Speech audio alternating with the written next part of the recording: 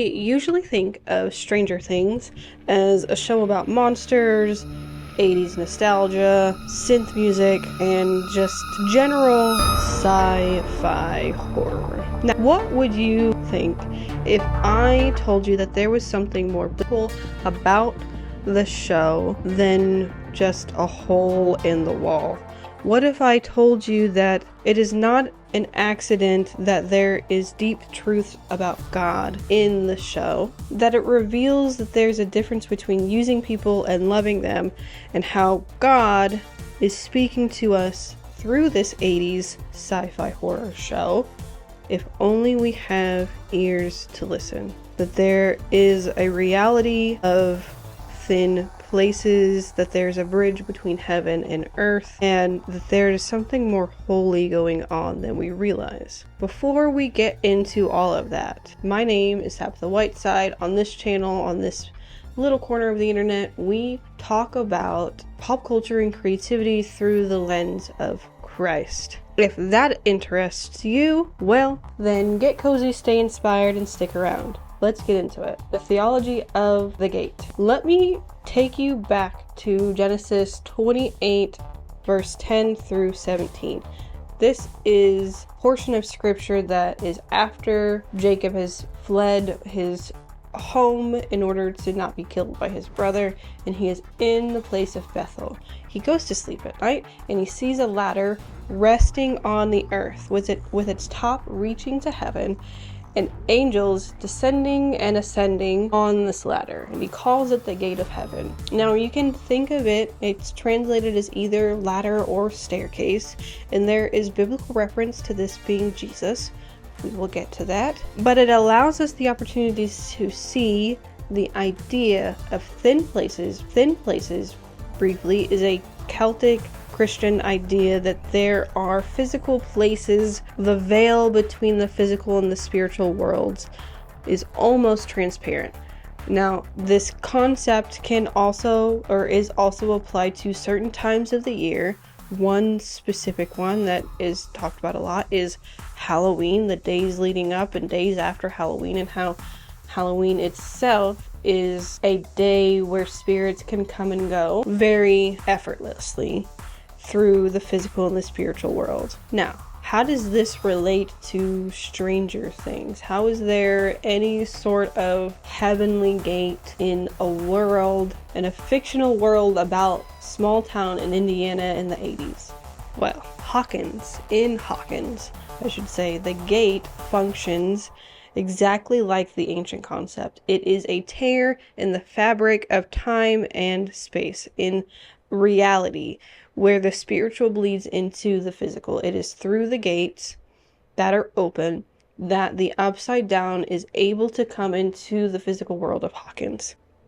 Okay? But unlike Jacob's ladder, unlike the staircase that ascends to heaven and brings God's presence down, the gate in Hawkins brings destruction up. It is not holy in respect to the glory of God. It is holy in respect to it being a spiritual bridge. Now, this shows us the spiritual truth that there is a spiritual realm that interacts with the physical world. We tend to live like materialists and only believe that what we see, what we have with our physical senses, is what is. You can see this in the show. There are characters in the show that do not believe, do not even know about the upside down. But when the characters are forced to recognize that there is another world interacting with their own world, it changes the way that they see what is going on around them. We have a reference for this kind of world in 2 Kings chapter 6 verse 17, and a little, like maybe about 16 to 18 for the whole story, but it is a story of Elijah and his servant being pursued by an army, and the servant, the helper, is kind of terrified And Elijah says, "You do not need to be terrified, because the army that is with us is greater than the army that pursues us." And then he prays in verse 17, we see, for the eyes of his helper to be open to the spiritual world that is around them. And God heeds his prayer, and when the servant's eyes are open, he sees a multitude of heavenly hosts of angels in fiery chariots, ready to advance onto the battlefield. This spiritual army lives around us. The upside down versus the kingdom. Now we briefly need to put on our philosophy caps. I need to explain to you the idea of Martin Buber's I and thou and those concepts before we really get into this section. Okay? So, there are, according to Martin Buber, two ways to look at the world. Now, the first one is in these sort of encounters and relationships that we have, it is treating people like objects or like tools. They are to be used and consumed. The other relationship and encounter that we have are I and thou, or an I and you relationship. This is when we treat people as sacred and holy, and that our interactions with them are holy moments, are holy encounters. Now, where can we see these two types of relationships in the show? Well, firstly, looking at I and it relationships. Anything that is gearing toward or has the goal of consumption is I and it relationship. Villains, the Demogorgons, Vecna, the Mind Flayer, they are all I and it relationships with whoever it is that they are interacting with. Another I and it relationship is from Dr. Brenner or Papa and 11, really, and any of the children that are in Hawkins' lab. Now, Papa doesn't love 11. He says he does, but he doesn't love 11. He is using her. To him, she is a tool to win the Cold War or to open a gate to find Henry, etc. Likewise, the Mind Flayer is the ultimate I in it, because all it does is consume. It doesn't relate. It takes over. It is parasitic in nature. Vecna is parasitic in nature. Now, in contrast, there are I and you relationships in the show. Mike and the gang, they all have I-you moments from the flashbacks that we see of Mike and Will. Mike immediately sees the good nature of Will. They all see 11 with an I and you in relationship. They, when they find her in the woods, she's a little weird, they're a little unsure. She is other to them at that moment, but they treat her as a person. They give her a name. They bring her into Mike's basement, giving her shelter, and they provide her with food. And on top of that, they protect her from the government that is pursuing her, from her papa, from these elements of danger that are around her. So we can see that sin, the sinful nature of humanity, is treating people like it, but the holy nature of God is treating them like yous. And the entire conflict of Stranger Things is not about monsters versus humans. It is objectification versus relationship. The main point of current season is Vecna trying to consume Hawkins with Dimension X, or the Abyss. Okay? So, let's get back to the upside down as a spiritual realm. If it is, then why is it evil? Well, because the spiritual realm is without God. The spiritual realm is the realm of it. It is a place of pure isolation. I mean, if we think about how Vecna takes the children and Will and isolates them and beats them down, filling them with fear, then we see that is a place without God. We also can see this hive mind mentality. It is very important that we realize that the power of hell is collective and hive mind, and it has to work together in order for it to have even a smidge of power. Okay, so the other thing to think about is in the Upside Down, everything is connected. This hive mind mentality is important because it shows us that its connection is through selfish consumption. It is not by love. It is not by I and you relationships. It is connected by control and consumption. It is the mind flayer and other beings in the Upside Down, in Dimension X, etc., that are in power, and they don't want a relationship with you. They want to absorb you.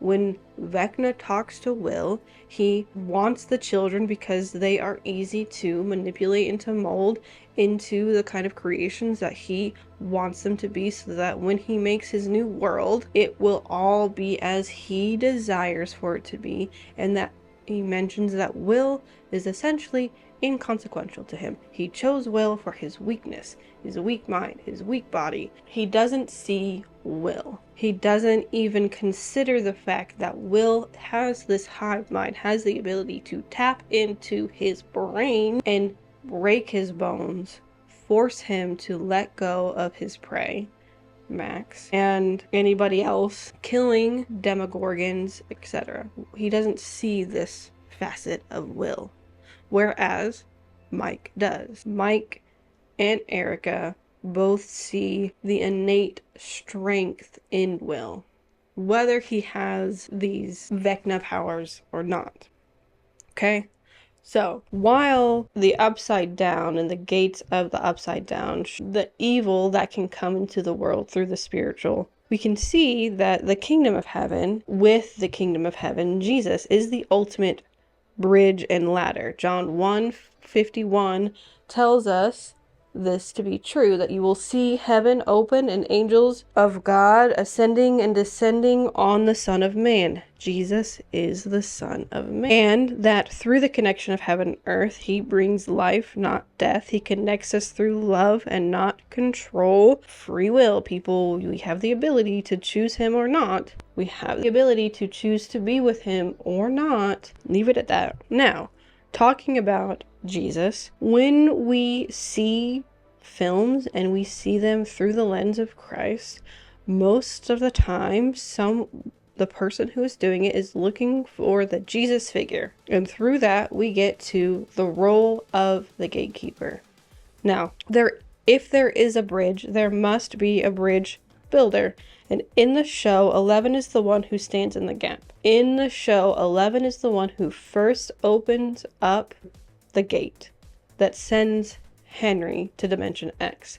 She is the one that finds and opens up another gate when looking for Henry. And that is how the Mind Flayer comes and takes over Will. How the Demogorgons come out and infiltrate Hawkins. Now, I am not saying that 11 is the Christ-like figure, that she is Christ incarnate, if you will, that she is a Christ icon. But I do see her as a little Christ, or a Christian. She has to use her powers not to dominate, but to sacrifice.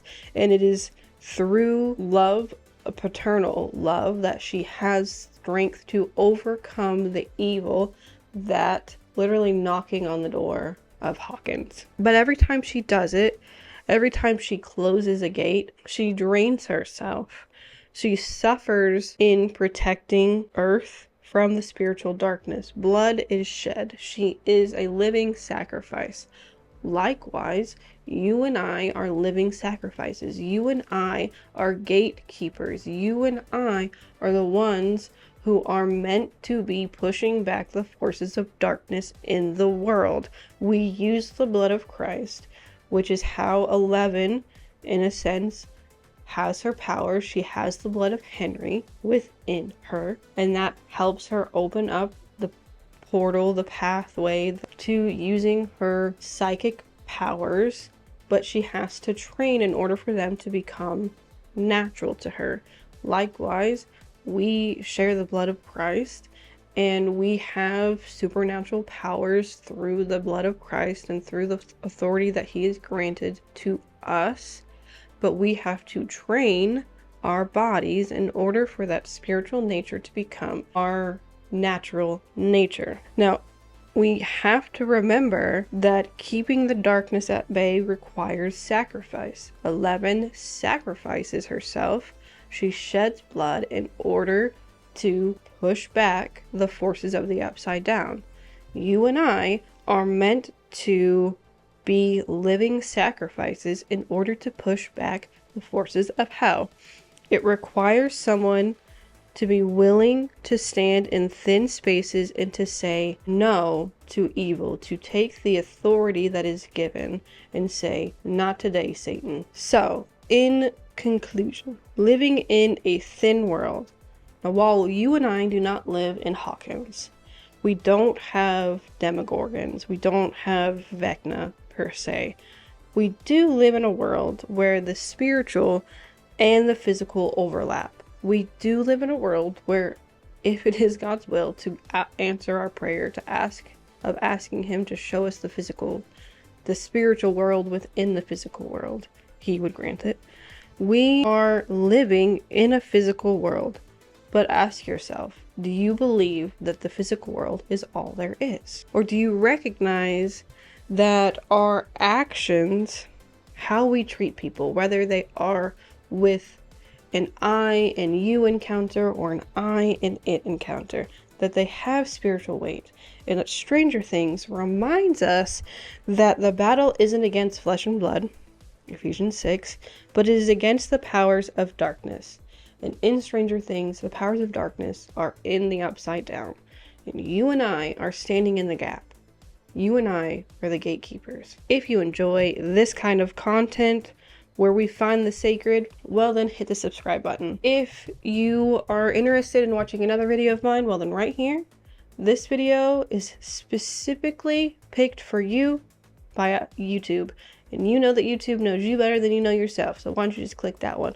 But if you want to watch me as you watch a Netflix show, click this playlist. With all of that, thank you so much for watching this whole video. I really appreciate it. Comment down below any of your thoughts, ideas. Where do you see the sacred in the Stranger Things series? With all of that, we will write again soon.